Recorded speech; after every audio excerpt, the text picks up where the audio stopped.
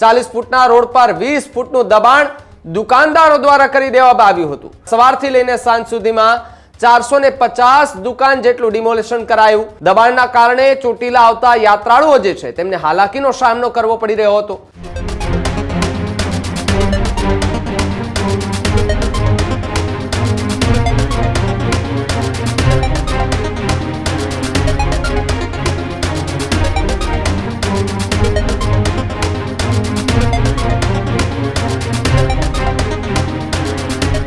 તો યાત્રાધામ ચોટીલાની તળેટીમાં છેલ્લા 2 દિવસથી ડિમોલેશન જે છે તે કરવામાં આવી રહ્યું છે। જે સરકારી જમીન પર કબજો કર્યો હતો તેમના પર કડકમાં કડક કાર્યવાહી કરવામાં આવી રહી છે અને ચોટીલાના પ્રાંત અધિકારી એચ.ટી. મકવાણા અત્યારે એક્શન મોડની અંદર જોવા મળી રહ્યા છે। ચોટીલા પ્રાંત અધિકારીની આ મોટી કાર્યવાહી જોવા મળી રહી છે। લગભગ સવારથી લઈને સાંજ સુધીમાં 450 દુકાન જેટલું ડિમોલેશન કરાયું। 20 ફૂટનો રોડ એ 40 ફૂટ સુધી ખોલાવીને રસ્તો પહોળો કરી દીધો છે। 40 ફૂટના રોડ પર 20 ફૂટનું દબાણ દુકાનદારો દ્વારા કરી દેવામાં આવ્યું હતું। દબાણના કારણે ચોટીલા આવતા યાત્રાળુઓ જે છે તેમને હાલાકીનો સામનો કરવો પડી રહ્યો હતો। સરકારી જમીન પર ખાનગી લોકોનું ગેસ્ટ હાઉસ જે છે તે પણ ઊભી કરી દેવામાં આવ્યું। એ ગેસ્ટ હાઉસ સરકારી જમીન પર ગેરકાયદે ઊભું કરવાની વિગતો જે છે તે મળતા ચોટીલાના પ્રાંત અધિકારીએ લીગલી કાર્યવાહી કરી અને એમને પહેલા નોટિસ પણ ફટકારી હતી। મહંત સાથે બબાલના દ્રશ્યો પણ સામે આવ્યા હતા। એ બબાલ બાદ પણ ચોટીલાના પ્રાંત અધિકારી કે આજકાલ એમને સિંઘમ અધિકારી તરીકે કહેવાઈ રહ્યા છે, સોશિયલ મીડિયા પર ખૂબ ચર્ચાઈ રહ્યા છે અને અલગ અલગ વિસ્તારમાં લોકો કહી રહ્યા છે કે જો આ વિસ્તારમાં આવા એક આદા કોઈ અધિકારી આવી જાય તો ગેરકાયદે બાંધકામ કરનાર જે છે તે કદાચ ગામ મૂકીને પણ ભાગી જાય એવી કાર્યવાહી એચ.ટી. મકવાણા કરતા દેખાઈ રહ્યા છે। ત્યારે સરકારી જમીન પર ખાનગી લોકોએ ગેસ્ટ હાઉસ એક ઊભું કર્યું હતું।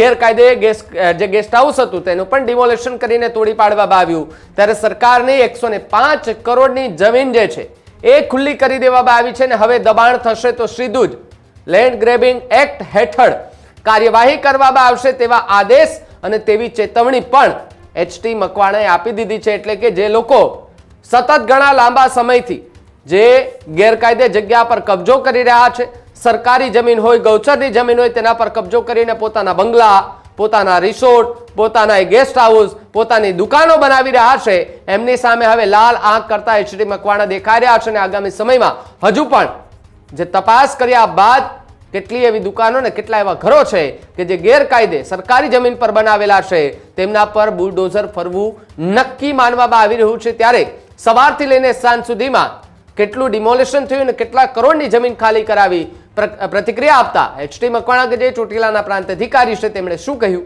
સાંભળીએ। પહેલા નેશનલ હાઈવે 47 થી જે ચોટીલા માતાજીનો જે ડુંગર આવેલો છે ત્યાં તળેટીની અંદર જુદા જુદા દબાણકારોએ લગભગ 450 થી પણ વધારે દબાણો ઊભા કરી દેવામાં આવેલા હતા। આ રસ્તો છે એ રસ્તો 40 ફૂટનો જે તે વખતે મૂકવામાં આવેલો હતો, જેથી કરીને જે યાત્રાળુઓ આવે છે ડુંગર ખાતે ત્યાં યાત્રાળુઓને કોઈ તકલીફ ના પડે, અવર જવર કરવામાં મુશ્કેલી ના પડે અને જ્યારે પૂનમ જેવો જે તહેવાર આવતો હોય છે ત્યારે મોટી સંખ્યાની અંદર યાત્રાળુઓ ઉમટી પડતા હોય છે તો ત્યારે એમને ટ્રાફિક ના નડે અને સરળતાથી દર્શન થઈ શકે તેના માટે આ 40 ફૂટનો રસ્તો મૂકવામાં આવેલો હતો। પરંતુ આ 450 થી વધુ દબાણ કરતાઓએ આ રસ્તાને ખૂબ સાંકડો કરી દીધો હતો દબાણો કરીને અને આ રસ્તાને 20 ફૂટ કરી નાખ્યો હતો, જેથી ગઈકાલે પણ એમને સમજૂત કરવામાં આવેલા હતા ને એમાં ઘણા બધાએ સ્વેચ્છાએ પણ દબાણ દૂર કરી દીધા હતા। જેને નથી કર્યા એને આજે સવારથી જ આ ડિમોલેશનની કામગીરી ચાલુમાં છે। શું કાર્યવાહી આગળ થશે? આગળ અત્યારે તો આ ડિમોલેશન તમામે તમામ દબાણકર્તાઓનું દબાણ દૂર કરી અને રસ્તો છે આખો ખુલ્લો કરવામાં આવશે। ભવિષ્યની અંદર પણ આ દબાણ ન થાય તે માટે જરૂરી પગલાં લેવામાં આવશે, સતત ઇન્સ્પેક્શન કરવામાં આવશે। સાથે સાથે જે મોટા દબાણકર્તાઓ છે તેઓની સામે લેન્ડ ગ્રેબિંગ અંતર્ગત કાર્યવાહી કરવામાં આવશે અને જંત્રીના 1% દરે બિન ખેતીનો જે વસૂલ છે દંડ એ દંડ વસૂલ કરવામાં આવશે।